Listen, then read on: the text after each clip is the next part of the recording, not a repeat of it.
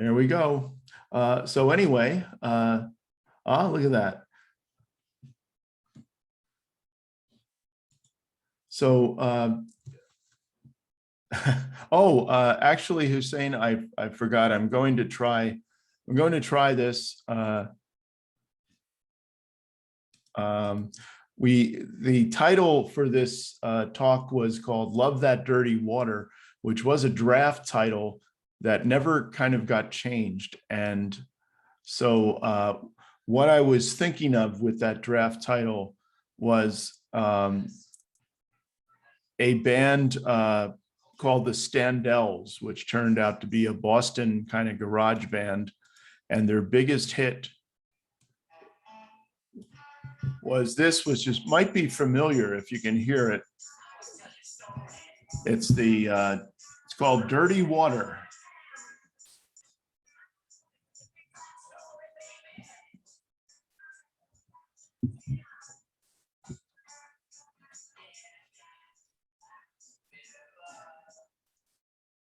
So anyway, just a little taste of that. We'll put it in the notes. But I don't think that we heard that. So I don't know. At least I didn't hear that. Well, I'll put it in the notes and then people can hear it. But in the meantime, we should talk about making dirty water potable. So Hossein, I'll let you get into that and take my leave. Okay, good afternoon, everybody, and thanks, Denise, for your introduction. And thank you for also suggesting this nice title for my presentation. And I just wanted to, you're supposed to send me the link, and I tried a couple of times this morning to see what the song is. But I'm guessing the song is good because you mentioned that's really old song that's talking about this dirty water. It's of course, we are not shy to say that the wastewater is coming, to us, and then we advance treat it and make it, the good drinking water or recycled water for irrigation. So you're not shy to say that. So that's the origin of the water that we get it. Anyway, so I think most of you may know about the Valley Water, who we are. We are located in the Silicon Valley, Santa Clara Valley area, and we are the wholesaler selling water to, or providing water to 2 million people, 15 cities, and we have, as you can see, I really highlighted the Advanced Verification Center compared to the water treatment plants. We already had three water treatment plants already. The Advanced Water Purification Center is the, I would say, the kind of center that I'm really happy to have it in our county in Northern California. And then also we have 13 water retailers in the county. So I think everybody knows about the drought from my neighbors, my friends. They heard about it in the radio and they asked me a question about, what is this pond? Why the pond doesn't have water? Is that really we have a drought? And so they understand drought more than ever. But I have been, when I came to the Valley Water, I was really working on conservation and then moved to recycled water.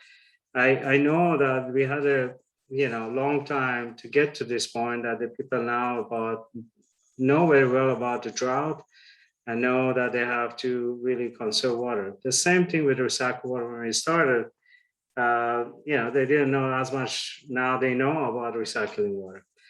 Anyway, so this is, I call it the EKJ of the, not EKJ, EK of this, the heart monitor type of signal that is showing what's going on in our groundwater. So if you can see here, this is the groundwater table that's going down, up and down.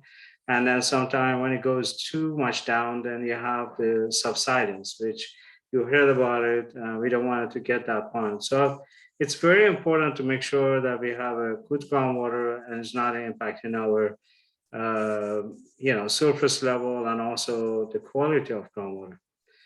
That's the best storage that we have. And you heard about drought, as I said, and then also we are the same as other agency. We have been part of this drought proclamation. So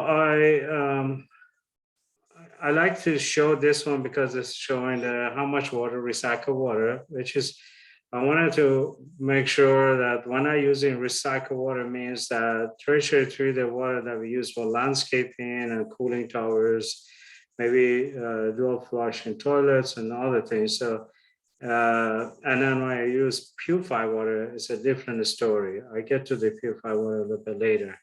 So this is for, the total using recycled water. I think it's in the state. So they use it for golf course, as we mentioned, irrigation, landscaping, agriculture, industrial application, and then also energy and other.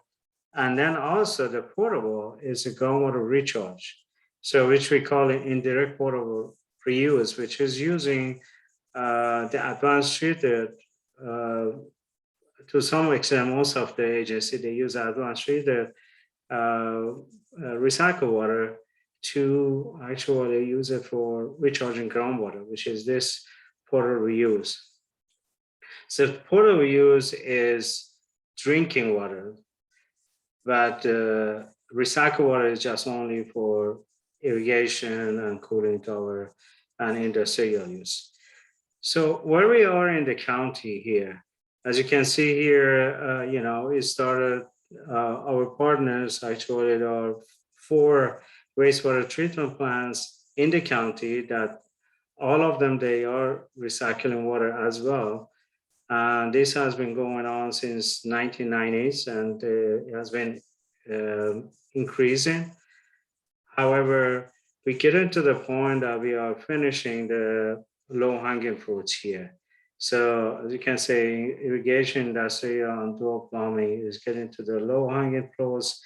We finish it, and then so in order to get to the more customers, maybe smaller customers, you need to have to spend more money and dig up more streets in order to get there. So based on the analysis that we have done, the best thing is to, after you continue actually expanding recycled water as much as is feasibly possible, it would be better to go to the portable reuse, which we're thinking that, based on our planning, 33,000 we're going to use for non-potable recycled water. And then we're going to also have, our board has some sort of goal, which is going to be 24,000 acre feet of potable reuse by 2028.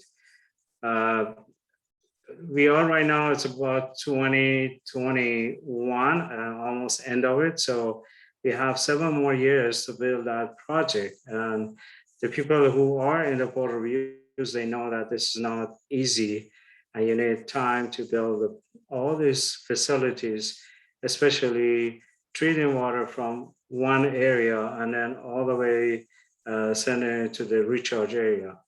And then we have also another goal that the board has is more than 10% of our total water supply should come from recycled water, which is going to be by 2025.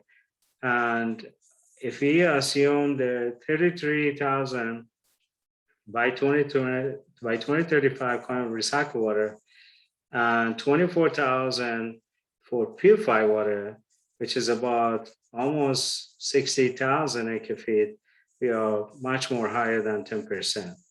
So it's an aggressive goal, but we are trying to get to it. So in order to get to the Valley Water's water reuse, we built the largest water purification facility, as I mentioned. And then we also did a for the first time, we did the countywide waters master plan, which is the plan that we look at holistically in the county, looking at all the wastewater treatment plants and then all the possibilities that is available and feasible for both recycled water and purified water. One thing that this morning, Dave, Dr. Dave Selak actually mentioned and helped me on the oral concentrate management, reverse osmosis concentrate. This is the area that we have spent so much time and effort to make sure that we have a solution for this. And another thing is, of course, the customer perception. For any purified water, you need to make sure that you have the good outreach and civic engagement in order to make sure that the people are supporting. And we have done this a great job on doing that. The other team that we have is really doing a good job now. And the one thing that is really helping us on that is Silicon Valley Advanced Verification Center. I hope that you all already visited either virtually or by person the Silicon Valley Advanced Verification Center. If you have not done it, I really recommend it to do it because it's a state-of-the-art facility. We built it for one of the purpose or important purpose of this was we built it for to show the customers, show the public, show regulatory agency, not only to the public to show how this is working and how the dirty water from the other side we get in it, we purify it and we make it drinkable. I have seen the people come into the advanced treatment plant, and they were no way they want to drink it or they even touch it. But then by end of the tour, they say, okay, can we drink that water? Can we see it? So it's very important, and it's really important for us actually to have that kind of facility to make sure that not only our public, our residents in the county, but also others come in and then enjoying the tour. So also we use that purified facility, purification facility now for enhancing the existing recycled water quality. We are not using it for potable water yet. We are not going to use this one. We are building the new one. So, but this is important for, as I said, not only for our property, for regulatory agency to see that we are successfully operating the system. So I mentioned about the water reuse master plan, which is the we call it core plan. It's very important master planning that we have developed for 3 years, and it's just finished. And it give the look at different ways how we can improve water supply or increase water supply in the county, and what kind of water, purified water we can be using in the future, and this is give us a guidance that the best possibility that we can have in order to get to the goals that we have.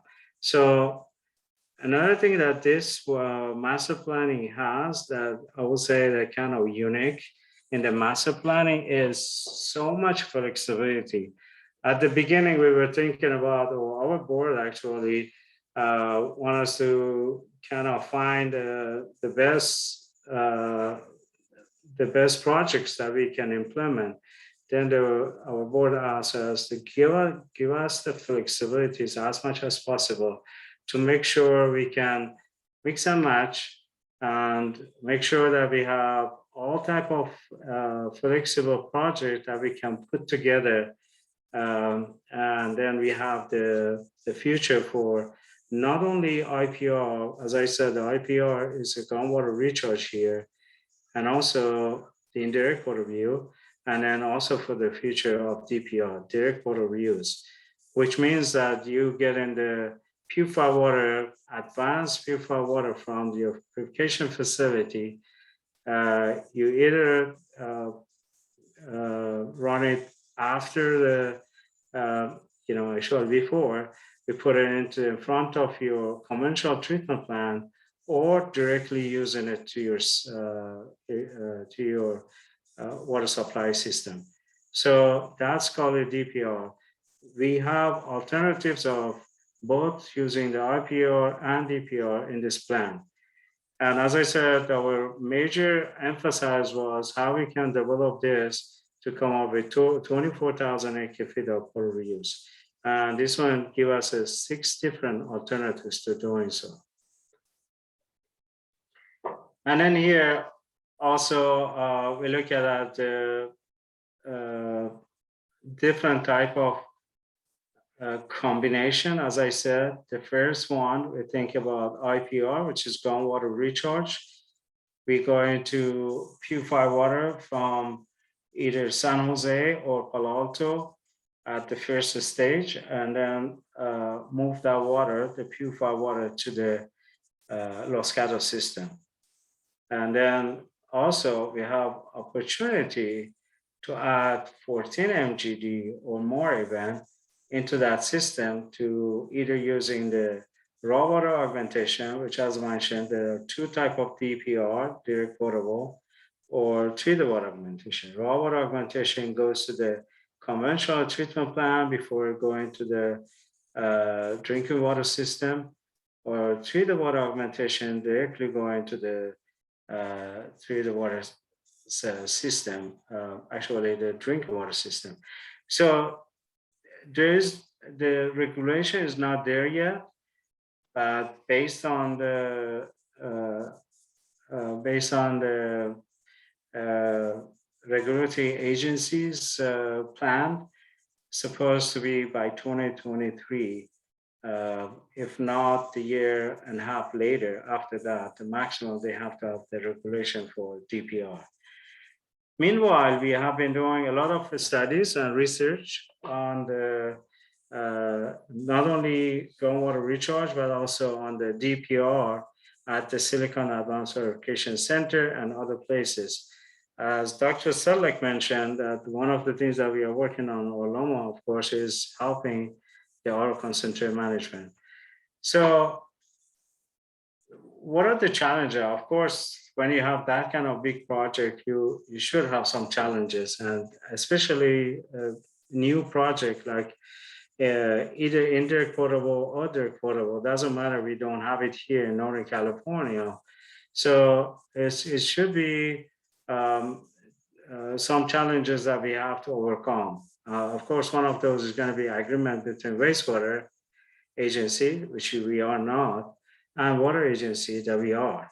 So we have 4 wastewater agency in the county that we have been working with, and we have different roles and responsibilities. But the 2 right now we're working with is Palo Alto and also San Jose. So Palo Alto, Mountain View, San Jose, Santa Clara, wastewater agencies that we are working with.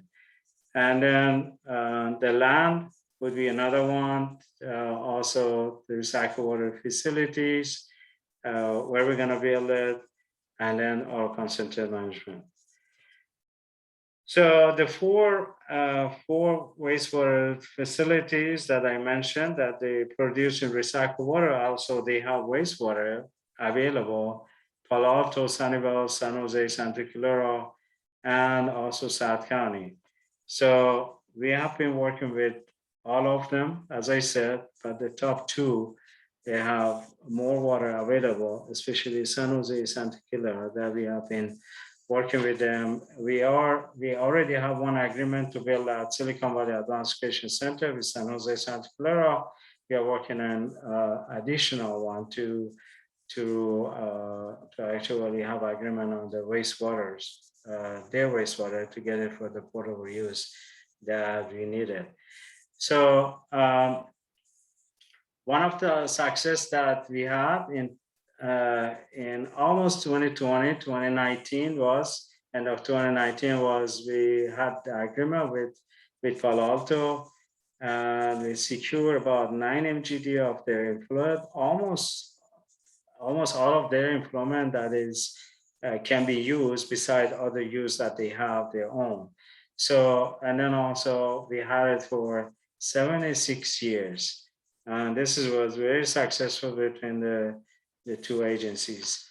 Valley water partnerships is very, very important. It's not just only wastewater agencies partnership, also regulatory agency. We kept our regulatory agencies in the loop from the beginning. It's the last, I would say 3-4 years, we have been working with them very, very closely. And then also we work with partners, with universities. You have the two best universities around here, Stanford and Berkeley, and other organization, and then the consultants. So I don't want to talk about the oral concentrate, but I want to mention just only the oral concentrate is not easy, as it has been mentioned. Removing all nutrient metals and trace organic is going to be important to make sure that we are going to follow that. So making sure that we have enough solution to come up with the best solution or practical solution to discharge the oral concentrate. So it's very, very sensitive, very important. And that's why we are spending so much time and effort and into it. And these are some of the work that we have been doing. One of those was mentioned by Dr. Selleck this morning, and there are other ones that we're doing it at the Silicon Valley Administration Center. So one of the questions that some people ask, how are we going to build it? This is the first big project that we are using P3, public-private partnerships. And we are right now in the process to actually select the P3 to start working with them on the design, construction, operation, and financing, because they are going to be the one that's going to design it, construct it, operate it, and finance it. So it's a different type of P3. There are so many. What I learned, it's the first time I'm learning all of this in the last year or so, but there's so much different P3 relationship. The one that we're using is of course, as I said, designing, building, operating, and financing. So this is a type of timeline that we're talking about to actually get the P3 into our system and start working with us. We are right now here on the RFP process, and we already have RFQ, and we have entities that were interested and participated in RFQ. Now we are in RFP process. We are hoping by early 2023, we hire or we get the P3, the one that is going to be selected, starting the job. So with that, I would like to stop right here, and we'll be glad to answer any questions.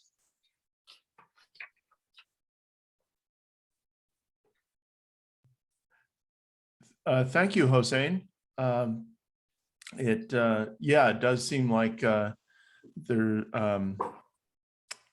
a lot ahead as far as advanced purification in Santa Clara Valley. We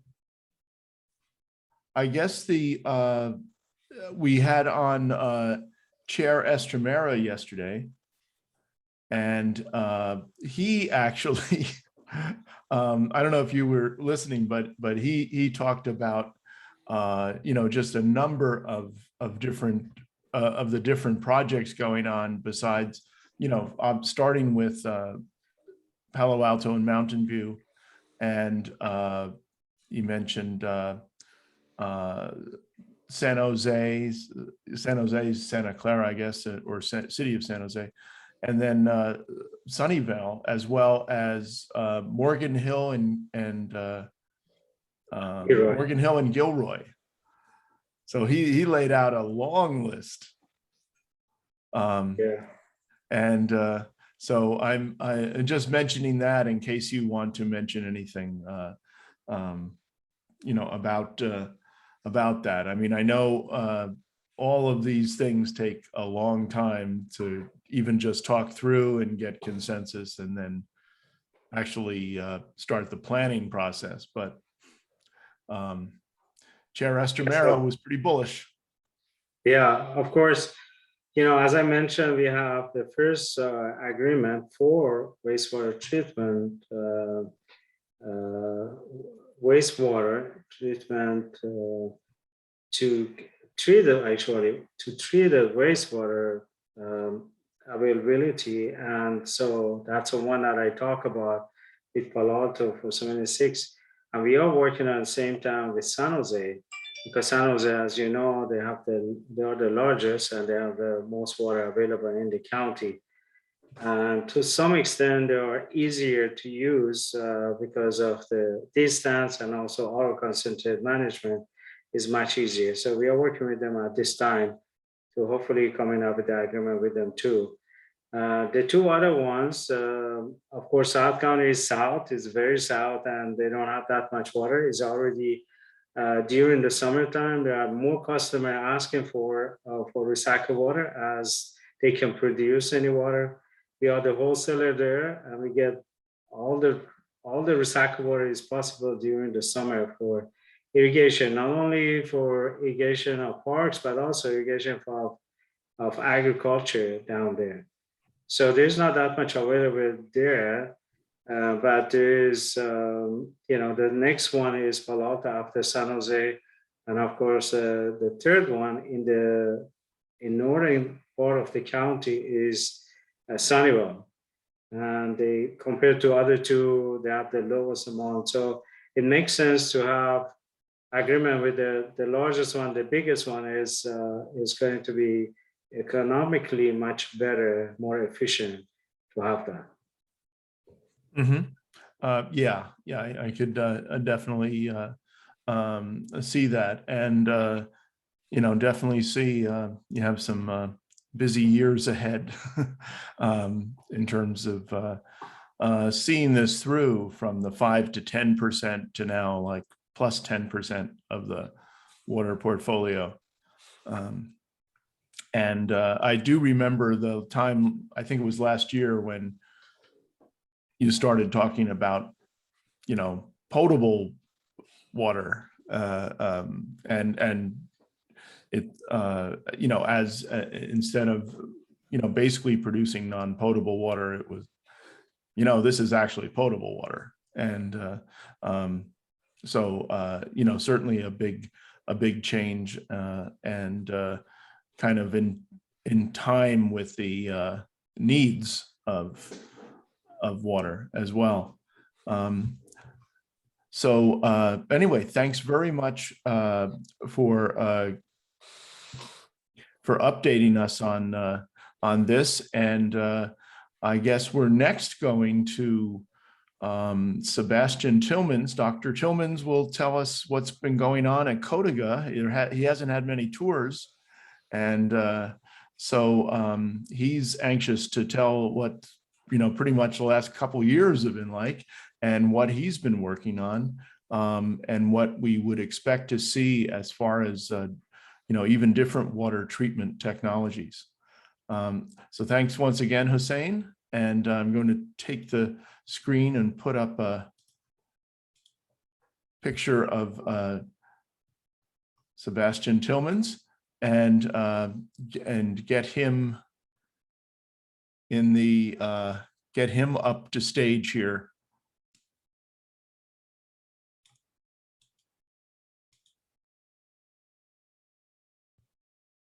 And so while he does that, I'll just say that Dr. Sebastian Tillmans is the Executive Director of the Cotega Resource Recovery Center at Stanford University. a testbed facility dedicated to accelerating the scale up of innovative resource recovery systems. And prior to joining Stanford, he worked in the process engineering group at Oceanside Wastewater Treatment Plant. Did they name that after George Bush? There was threats, I think, at one point. But anyway, for the SFPUC, he was a Fulbright Scholar, an NDSEG Fellow, and an EPA Star Fellow, and is a licensed professional engineer in California.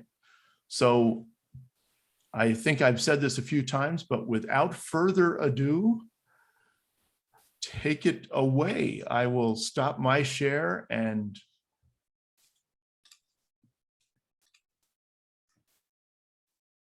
all right. I find myself in the dubious position of being presenting close to 5 o'clock on a Friday, but hopefully I can appeal to all of your interest.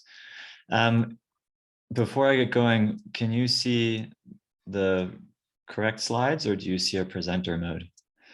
presenter mode. All right, so now we should be good. Yep. All right. For those of you who haven't met me before, I'm Sebastian. I run the Codiga Resource Recovery Center at Stanford University. We are a pilot scale testing and demonstration facility dedicated to helping accelerate the adoption of new technologies for resource recovery from waste. This is a picture of our facility on Stanford's campus.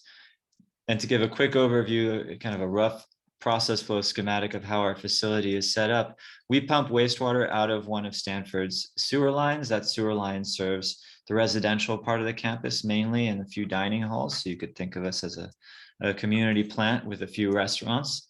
We put that wastewater through 3 different treatment processes: a grit removal step, a microscreen to emulate primary treatment, an anaerobic secondary treatment system to emulate secondary treatment. And we plumb each of those streams of water, those different qualities of water, past a set of test beds and a sensor test station where other technologies, other pilot scale testing systems can plug and play to test their technologies in a very low risk environment, because all of our effluent goes back into the sewer and flows down the pipe to the Palo Alto Regional Water Quality Control Plant. So this is a very low risk scenario in which you can test new technologies at a scale of thousands of gallons a day. So that's one of our key missions, is research and development, bringing forward the technologies of tomorrow. And another very related mission is to educate tomorrow's water leaders. So here's a variety of different pictures of students and postdocs, including undergrads, grads, and postdoctoral scholars, learning the nuts and bolts of what it takes to assemble and maintain and operate a wastewater treatment plant, from fabrications to troubleshooting pumps to calibrating instruments and to unclogging things when they get clogged. Some of the past projects that we've had at Codiga Center, and some of these we've had the chance to talk about at previous Sustainable Silicon Valley events. We collaborated with Epic Clean Tech on providing them with biosolids for them to test some of their innovative technologies on solids oxidation and conversion into a soil amendment. We worked with a company called Effluent to test a membrane aerated biofilm reactor. That's the picture you see there, a 20-foot shipping container that we tested at Stanford. We also worked with a company called WH2O Systems, a spinoff from NASA, testing a reverse osmosis forward osmosis system for recycling of gray water and black water, recovery of water for indoor water usage. And we've done various projects also with stormwater capture and treatment. So that's things that we've done in the past. Some of our current projects that we're working on, this is a picture of some continuously backwashed upflow media filters that we've installed at the Codiga Center. This was a picture during construction. So that's an advanced filtration process. And then that's coupled with, you could couple that with resource recovery, take those solids and convert them into energy.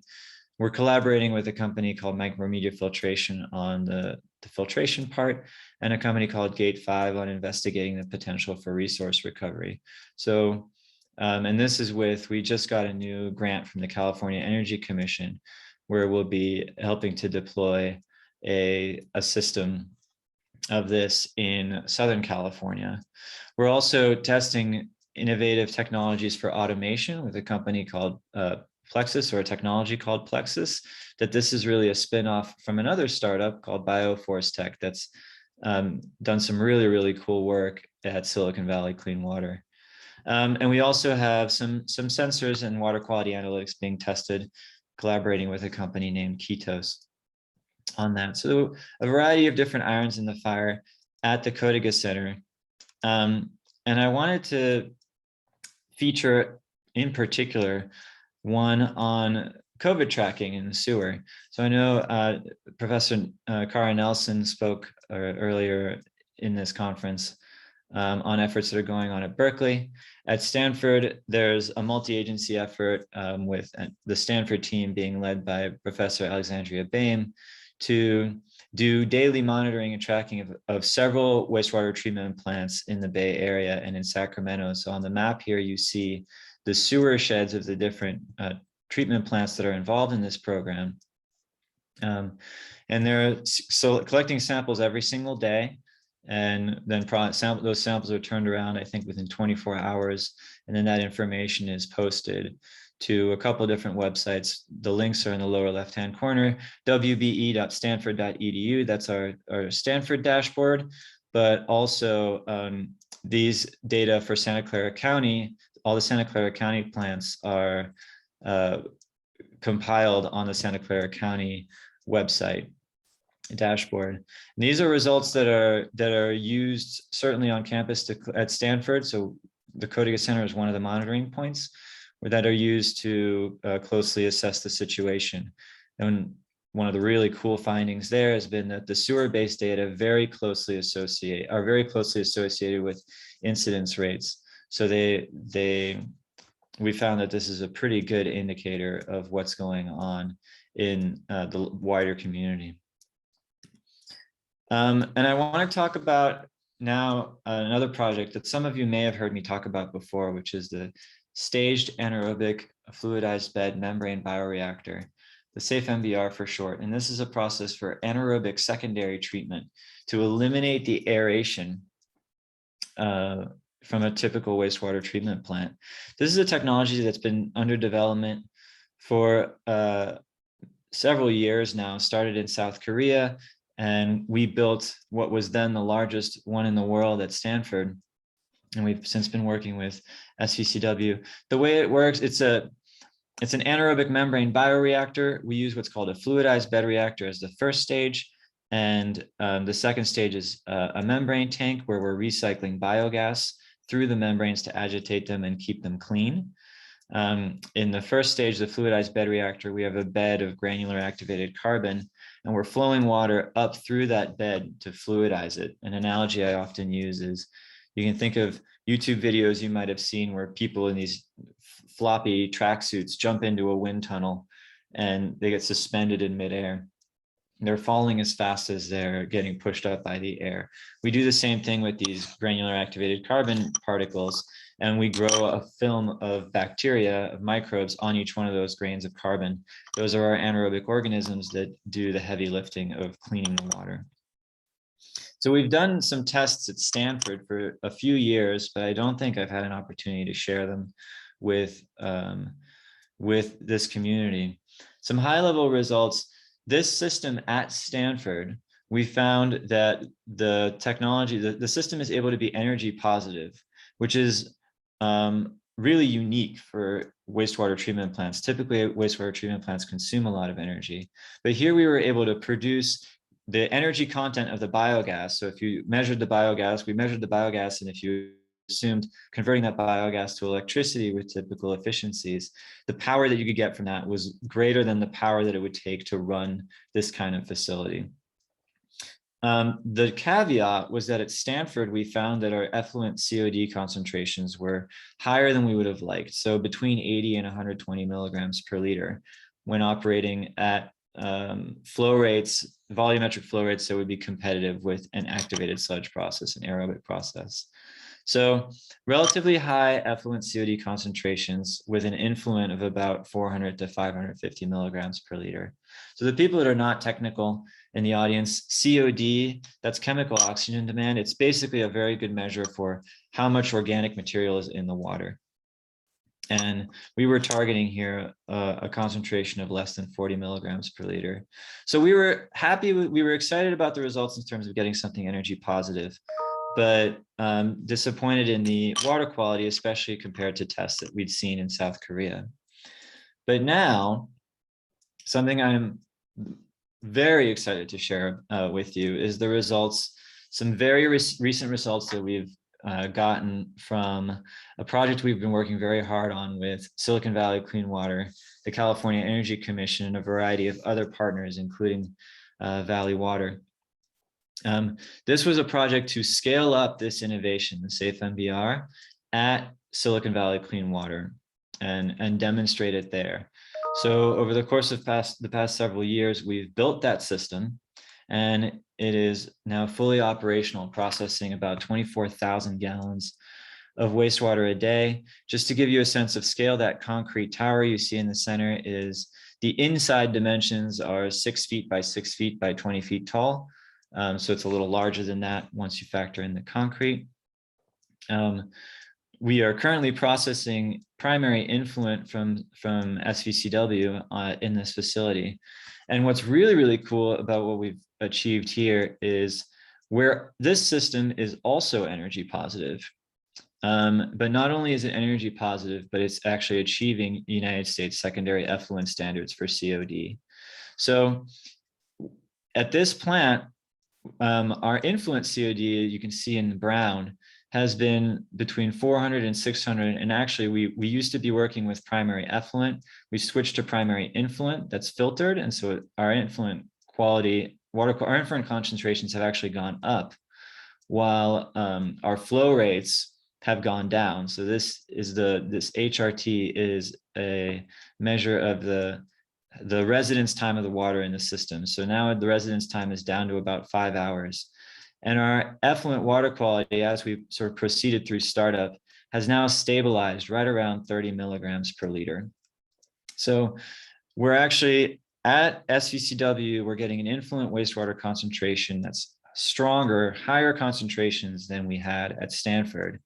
And we're getting better effluent water quality than we had at Stanford.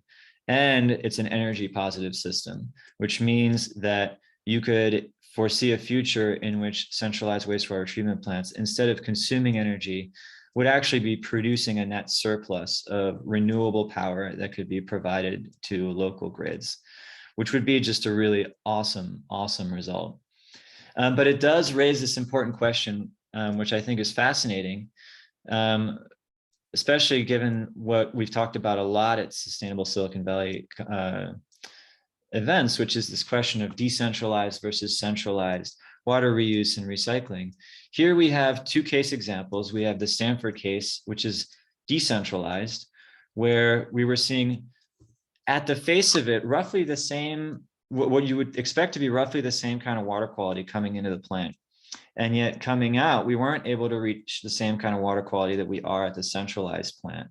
And there's a big question as to why that is. And we think that there's differences in the nature of that wastewater between centralized and decentralized treatment plants. So centralized wastewater is not the same as decentralized wastewater. One of the things that we're going to be looking into, hopefully in the next couple of months, is to kind of go upstream in the sewer and start trying to understand how the wastewater is changing as it travels through the sewer, because we think this has implications for your treatment strategy and how you might want to deploy these kinds of systems. But in the meantime, we're just really thrilled with the results that we're having here at SVCW. And to talk a little bit about what's coming next, because this is secondary effluent standards, but the next phase of this project is all about taking this water from this anaerobic treatment process and saying, what do we need to do now as the post-treatment process to create the advanced water purification center of the future. So in our perfect, in my ideal world, the next advanced water purification facility that a Valley Water or a Silicon Valley clean water plant would use would be using anaerobic wastewater and be thus much more energy efficient. So we just installed, see this is a picture here at Silicon Valley Clean Water of the digesters in the background, and a 40-foot shipping container that we just got delivered 2 weeks ago. That has another membrane aerated biofilm reactor. We're going to be testing with funds from the U.S. Bureau of Reclamation and the California State Water Resources Control Boards, the downstream treatment processes to take the effluent from the safe MBR all the way to both non-potable water reuse standards, so Title 22 standards, and for potable water reuse. To explore, really push the envelope of what we can do.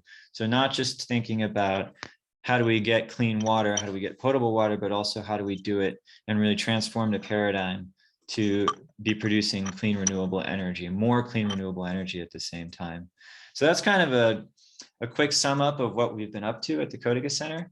And I want to emphasize here, I've told you we're really, really excited about the results that we've been having here at SVCW. Those of you who've been following this project know that this has been a long, sustained effort with a lot of our partners. And this is what it takes to do truly transformative, innovative research. And I can't heap enough praise on SVCW, our partners, for pursuing this project and for supporting it and for sticking with it. In addition to all of the things that they're doing, which Kim just talked about, this kind of research is so important for the industry, and yet it's really difficult for a wastewater treatment plant to take on, because their core mission is to keep the water running and to overcome all of these issues with corrosion and systems breaking and capital constraints, etc. So it takes quite a bit of vision to pursue this. SVCW has been a really wonderful partner, and we're so excited about what we're learning and what we're going to be able to share with the whole sector. So with that, I'd love to answer any questions you may have. Thank you, Sebastian. This is really kind of interesting stuff. So you're making your own kind of contribution to the water energy nexus, just in this process, and it's going to be great to see how the shipping container and those different treatment streams, work out.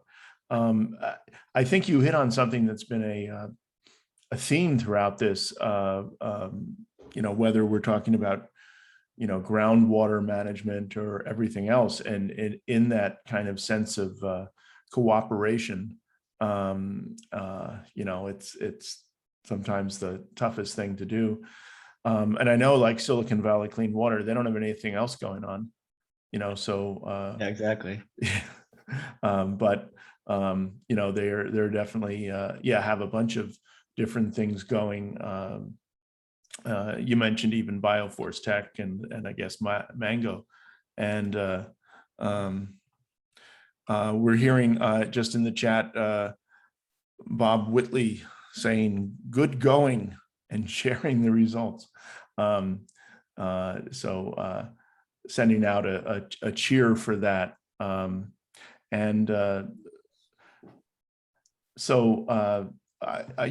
like even post Waterpalooza, keep a tight watch on what your how these kind of results are going, because as you say, I mean, this looks like a mode towards advanced purification of the future.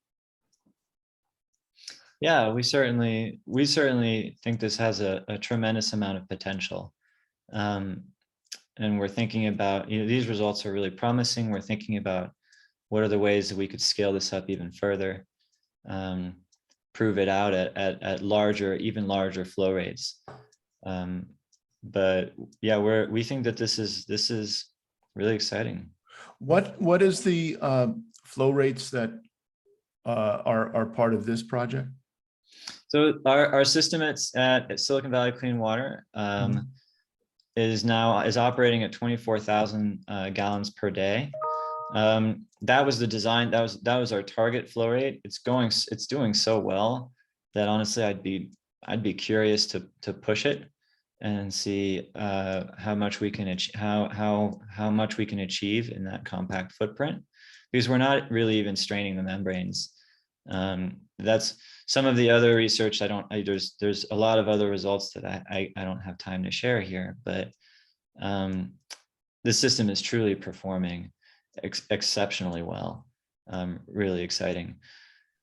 So 24,000 gallons a day, that's still very small within the context of a plant like SVCW that's doing 12, 13 million gallons a day on a dry day, and far more than that on a rainy day. So that's where I think there's still a lot of scope to scale up. I'm seeing a question in the chat from Peter Treckmeyer about what I'd recommend for Palo Alto to do with its sewage sludge. It's a tricky question, because in this case, what we're doing here is anaerobic treatment of the liquids. And the idea with that is that you could increase the amount of biogas that you'd be able to produce, and you would actually reduce the amount of biosolids that you're producing as well, which means that you would probably need fewer digesters to manage the solids that are produced at a plant. So, one way to think about it for the case when running the numbers with Silicon Valley Clean Water, if they have if they need 3 digesters right now, which they don't, but if they needed their 3 digesters, if they implemented the safe MBR at full scale, they would probably be able to remove one of those from service. So they could reduce their capacity by 30 to 50%. And so that's where we think this kind of technology could be transformative for other plants like Palo Alto too.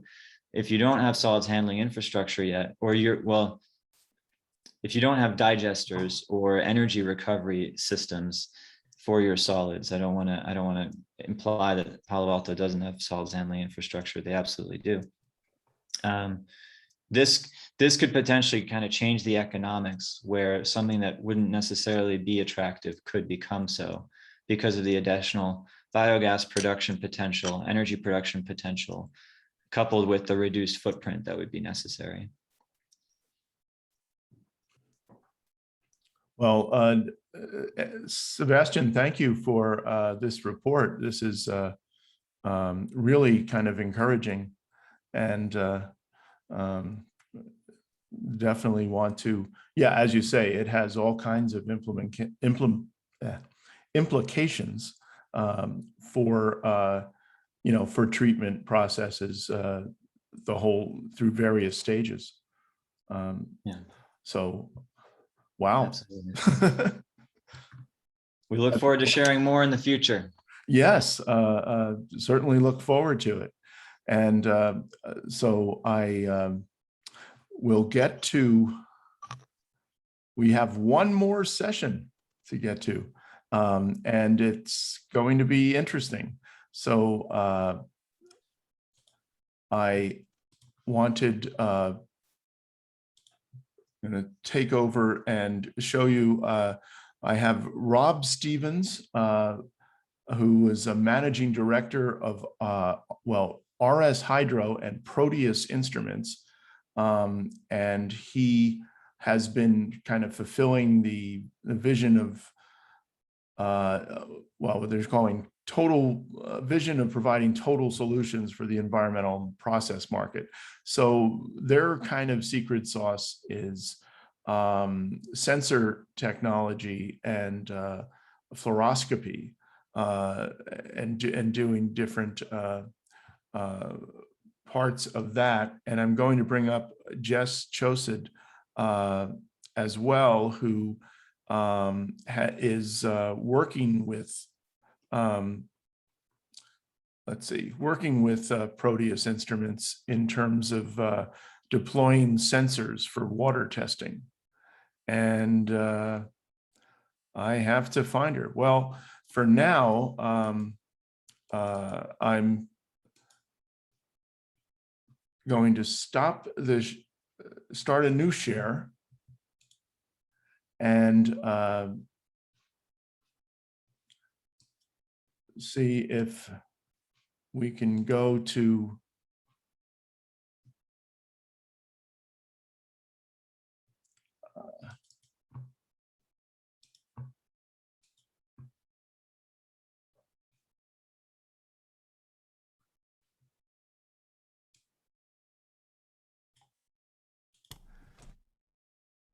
I see it tells you. So Okay. I am joined today with Robert Stevens of RS Hydro and Proteus Instruments. He's the managing director and the originator of this concept as far as water quality sensing.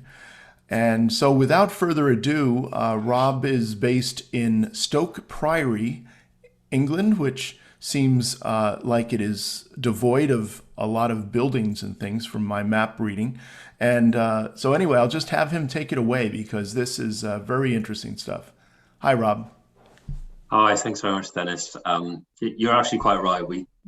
There aren't that many buildings, and unfortunately, there are no castles or any beauty spots near us. But and I don't live near this coastline, unfortunately. But there you go. No, thanks very much, everybody. I'm here today to just give you a quick overview of Proteus and some recent developments and its ability to be able to measure coliforms in real time. So without further ado, we'll just give you a bit of an introduction. First of all, Proteus Instruments has really been a story of innovation. We started the idea back in 2013, and like a lot of innovations, they can take an awful long time. We started out by doing what's known as a knowledge transfer partnership. There'll probably be something very similar in the States. But it's effectively where a commercial company gets together with a university to extract academic excellence, puts it into a company. In effect, the whole idea is to try and create jobs. And the whole thing's funded by a government institution known as Innovate UK. Incredibly successful. End product was that we created an instrument that can measure BOD and coliforms in real time. So as I said, we've been doing the research into this since 2013. The resultant sensor can measure BOD, COD, TOC, DOC, and various coliforms all in real time, but we're supporting parameters, things like turbidity, pH, GO, and conductivity, which are quite often used for water quality purposes. We officially launched the company in 2018 at probably the world's largest wastewater show, IFAT. We were literally lynched for 5 days, and as a result of that, and the couple of years since that, we've appointed in excess of 35 distributors around the world. Closer to home for you guys, we've launched the first real-time coliform platform in the USA. This is in Chicago. I understand Chicago is certainly an area of water engineering or water technology excellence. So it's quite appropriate that it was launched there. You can actually visit the platform by just typing in H2Now Chicago, and you'll be able to see real-time data there. More recently, just last week, we won the Institute of Water National Innovation Award, which really sort of is really quite exciting for us, and it really does let people know the sort of the measure of our success in terms of innovation. A couple of case studies really to sort of to give you an idea of what we've been doing. First of which is an instrument network which has been deployed down the whole of the River Ganges in India. You know, probably people have a knowledge or a perception of what the River Ganges might be like. Certainly in the lower reaches, it is very polluted. In the upper reaches nearer Tibet, it is practically ultra pure water, glacial melt and whatnot. But yeah, it's an interesting river. But we've put Proteus units all the way down, and they're all in real time, all measuring coliforms and BOD amongst other parameters. As I mentioned, H2 Now, it's the first platform in the USA. To give you an idea, if you visit the website, you can actually see data like this. You can see the 3 different sensors there that are mounted in the 3 rivers, or the main stem and the north and the south branch. And they're there as an advisory to people or the public to say, hey, well, today the water quality is not very good. We don't recommend going paddling. But tomorrow it's going to be really good. So if you want to pick up your motorboat and go water skiing, good day to go. So a little bit about Proteus and how it works. Okay, we use luminescence or fluorescence. We effectively emit a light wavelength into water, typically at 285 nanometers. The amino acids, the microbes then get excited and they re-emit that light at a higher wavelength, which is 355 nanometers. And basically we are measuring that. It's a very targeted approach to measurement with very few interference. This is a sort of graphical representation of the water matrix, and you have 2 circled areas. The peak T is the one that we're most interested in here, and that is where we're looking for coliforms and BOD and COD. The peak C further up is actually for the carbons. So if you're interested in DOC and TOC, that's where we measure, and we can do that simultaneously. Now here in the UK, it's not all as good as that nice coastline you saw there. We get a lot of this, and I'm sure you get something very similar. These stories flood in daily, and more than you can fit on a page. But there is no real way of measuring it apart from taking spot samples. So on to a few case studies. And I'm not sure if you can actually see me, but that is me on a boat, just in the first 5 minutes of a 160-mile paddle between Bristol and London. You can see the map there and the route. And on the back of that kayak is a telemetry unit with a solar panel, and underneath the boat is actually a Proteus. And that basically took readings every 5 minutes for the whole trip. And what the type of data that we got, this is a good example. So when we hit the city of Reading, you can see on the top graph there a green circle. Well, this is where a river was feeding into the side of the River Thames, known as the River Kennet. It was very much cleaner than the Thames, and you can see the dilution that's happened with the coliforms. But you can then see very shortly thereafter, and it's marked on the bottom graph, so the bottom picture with the red arrow, is actually another river coming in, but it's polluting the river. And that river is more or less entirely made up of an output from a wastewater treatment works. There are lots of other spikes along the way, as you can see, and they all have particular sources, but this one's actually quite pronounced. This is another example. This is working for a water company here in the UK, South West Water. This was quite interesting, mainly because they do a lot of coliform sampling, investigations, screening, and they wanted to basically review the way they did it. So they had a Proteus. They basically brought all the samples, the routine samples, back to one location, and they basically scanned them with a Proteus. And these can be very, very expensive. You know, sending someone out to site, grabbing a sample, bringing it back, or sending it to a laboratory can be probably anything up to probably $120 for you guys, or $100 a sample. Really costly, really time consuming, and takes an awful lot of time. So what they did was they scanned them all, and they realized that they don't need to send off every sample. So they only sent off the high values. And if it was low, then they just basically said that the water was okay, because you don't really need to know if it's okay. You don't need to precise reading. What you want to know is if the water's polluted. And so they basically sent all their samples off and they cut their costs. Now, the water company has now standardized on using a Proteus to measure all their bathing waters.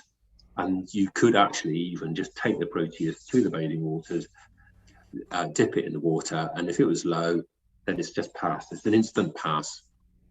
If it was high, you can take a sample and send it off, or you can actually use the value that it's attained.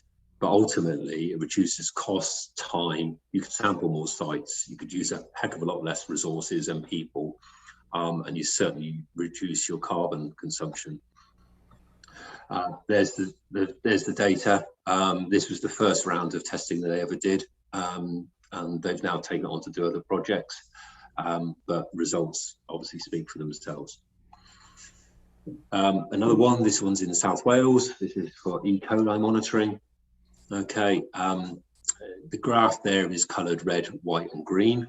And those colours represent the, starting from the bottom, excellent, good and poor water quality standards that we use in the UK. Now, probably half of that data is just about in the green and the white, which is okay, which means that you can go swimming in it, but a lot of it was actually in the red. It would have actually meant that this place here, that water park, they should have closed. They didn't, because they had no way of knowing what the water quality was. They would take a sample once per week, and if you were to take a sample once per week, you could be anywhere on that graph. So pot luck. So you can see the advantage of real-time data.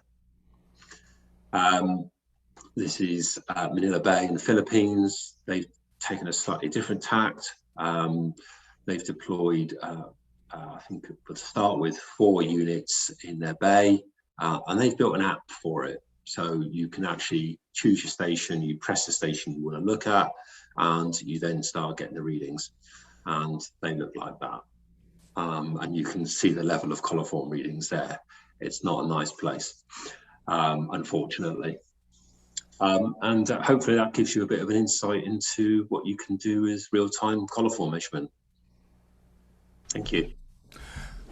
Thank you, Rob. And I think you have a last slide that has contact information. We are recording this because of the time difference between the Bay Area and Stoke Priory.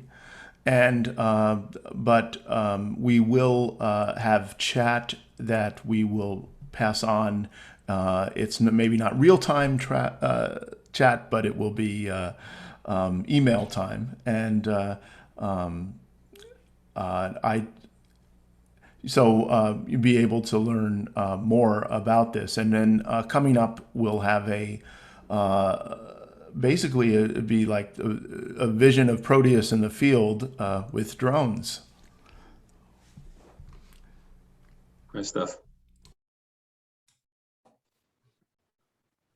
So we are back live, and I wanted to introduce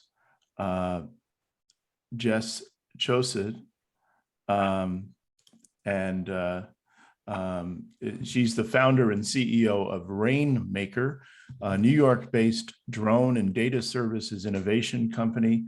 Rainmaker was one of the first service firms to integrate drones into critical infrastructure inspection and monitoring workflows in the state of New York, working in close collaboration with government agencies.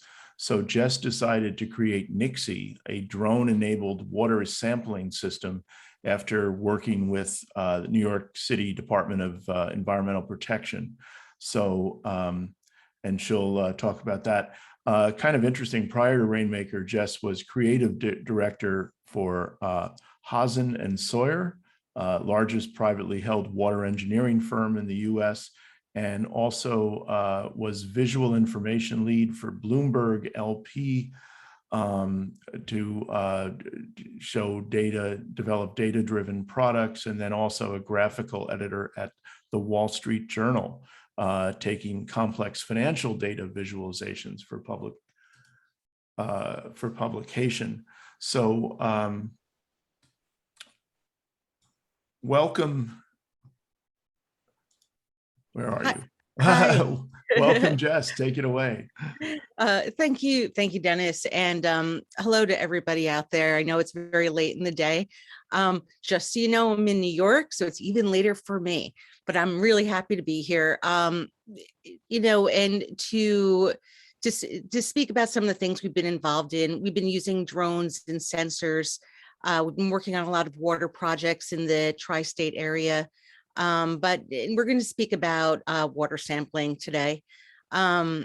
So as everybody here knows, that current water sampling analysis methods are inefficient, inconsistent, labor intensive, process heavy, equipment heavy, error prone, decentralized, and unchanged for decades. And that's why we developed this very curious looking thing called NICSI, water sampling by air. And this really is an attachment for off-the-shelf drones. And we have created this to, we retrofitted this for standard EPA water sampling bottles. In this one, you could see we're using the 500 milliliter size bottle. And this is, I'm not going to play a video, but we have it on our website. Basically, you could see how this works. So you simply dip the drone, the apparatus, NICSI apparatus into the water. You go 2 feet into the water. Right now it's 1 meter long. And then simply the drone comes back, you take the sample out and put the lid on it, and you put an empty one in. Back inside NICSI. So it's really 4 things. It's a sampling tool. And the exciting part is we're going to be using Proteus instrument and RS Hydro sensors to get that real-time data. The 4th bit, you could see it's our platform that automatically captures and manages the data. So not only will it collect all the telemetry, so the time, place, location automatically on the drone, but it'll also start collecting all of the data. And it'll also be able to give alerts automatically to the teams when something exceeds the allowable thresholds in a particular area. And of course, this eventually will lead to a centralized global water database without geographic boundaries that we will start bringing in. We will start bringing in certain AI and leading to predictive analytics.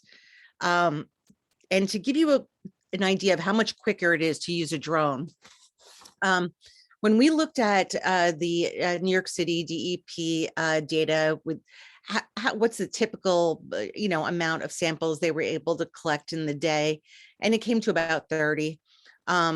And we looked at specific areas, and we were able to collect 120 in that same time period.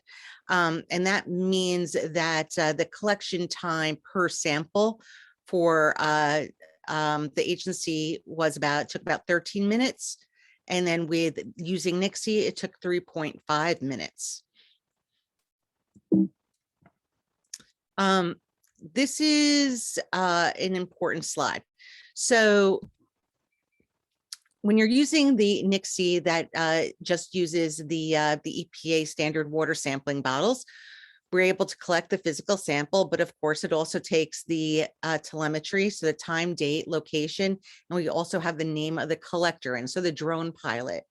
With the water sensors from Proteus Instruments and RS Hydro, these are the water parameters that we're able to collect. And this is really what NICSI does overall. It reduces costs up to 90%. Reduces time by 75%. It removes the human impact, human error. When boats, come to an area and it stirs up the sediment. Boots on the ground will do that as well. There's a lot of mislabeling that happens just because you're collecting so many samples. For instance, New York City collects about 40,000, just over 40,000 samples a year, surface samples.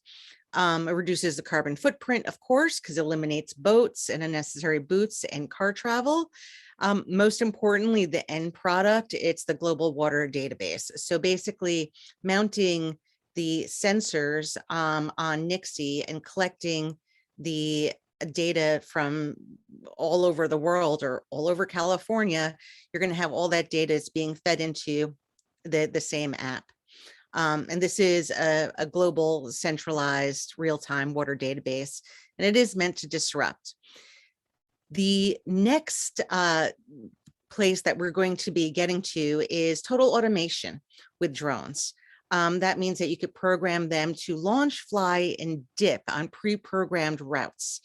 It would be a waterproof drone in the box solution that you keep on site, that's able to charge on site, and automatically it will collect data by dipping into the water 1 to 2 seconds with the Proteus, and collect that data automatically. Thank you very much. This is my contact information here, and also happy to answer any questions if anyone is left on the line on this very late time today. Thank you very much, Jess. Yes, we have a few scragglers, and actually, as I'm going to hit, the lady's going to speak here.